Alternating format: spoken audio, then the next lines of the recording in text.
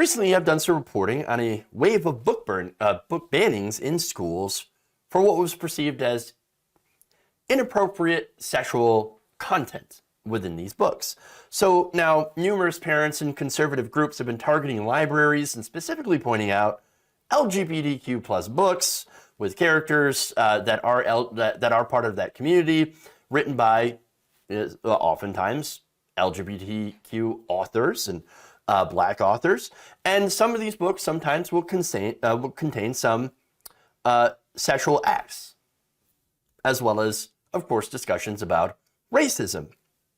So now, again, in response to this, conservatives have been targeting these people and these books and trying to get them removed. Now, here's some irony about this whole situation. Recently, one Kansas City man who spoke out in favor of the censorship of banning books for sexual content, in order to protect the children, was just arrested for allegedly harming the children.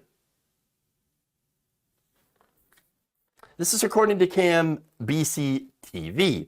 Quote, a Gladstone man who recently spoke in support of banning books from North Kansas City School District libraries that depicted sexual acts is facing felony charges of second-degree child molestation and a misdemeanor charge of fourth-degree domestic assault.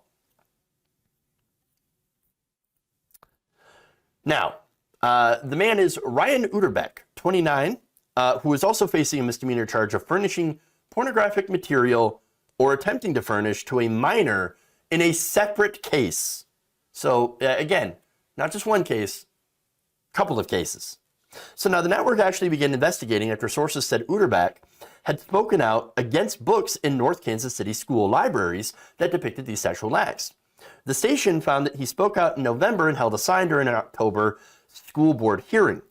On December 25th, 2020, a family member of Utterback's reported to police that their 11-year-old daughter had been molested by this man. The details in the charging documents, I'm not going to read them. They're pretty horrendous and likely very triggering. But let me just say that the court documents also alleged that Utterback had shown the daughter of his girlfriend various videos of people engaged in sexual intercourse, including him and the girl's own mother. Wow, that's absolutely disgusting. Just horrifying.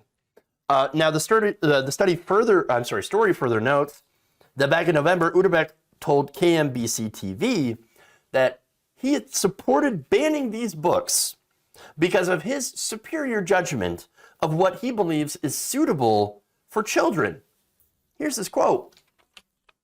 He said, "Those conversations are to be had at home, and only I have the intimate understanding of what is and isn't appropriate for my children." Wow. And what an ironic statement that is. Gee, who could have guessed that someone who was so obsessed about banning books that he considered to be inappropriate for children was doing very inappropriate and illegal things to children at home? I mean, how often is it that the people who are the most vocal about hunting down the pedos happen to also be the pedos? Weird.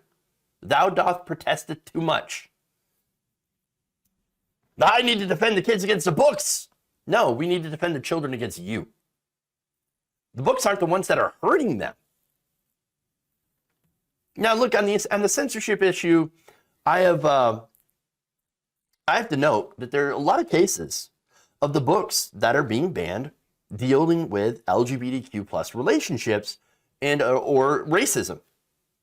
And so these are the things that a lot of the people who are trying to ban the books don't want you to know about, don't want you to read about. Now, look, you have a lot of queer students who are actually relying on these books. Representation, of course, matters.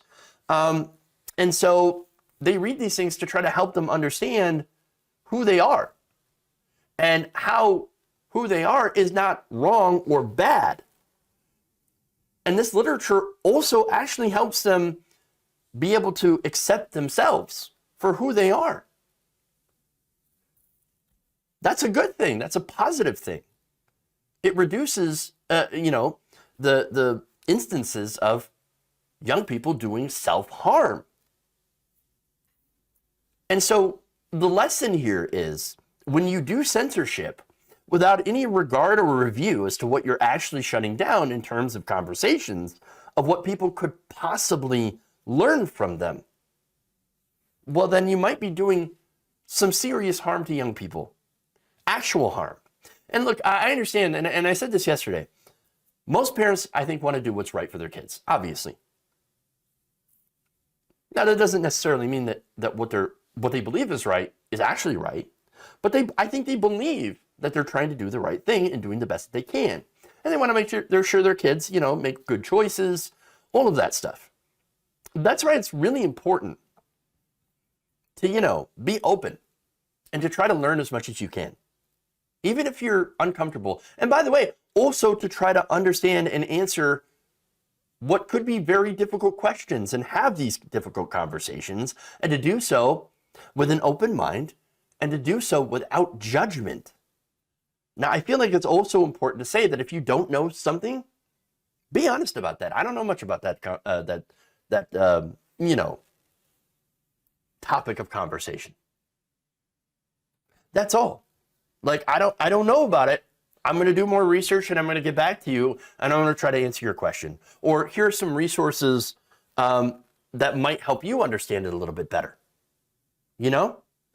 And so, look, and the reason I say that is that, look, those questions, they don't go away if you try to shut them down.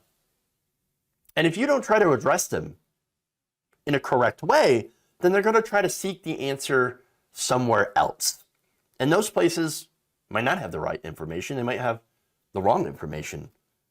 And they might lead people to do things that are either harmful or just, not good. And so that said, right, it's very, very important that you have open and honest conversations with your kids about these things. All right, but anyway, that said, back to Utterback here. So now he's been charged with second-degree child molestation, a misdemeanor charge of furnishing or attempting to furnish pornographic material to a minor, and a misdemeanor charge of fourth-degree domestic assault. And his next court date is scheduled for March 10th. These are very, like I said, serious charges. Man, if it's true, I mean, lots of irony here. Lots of irony.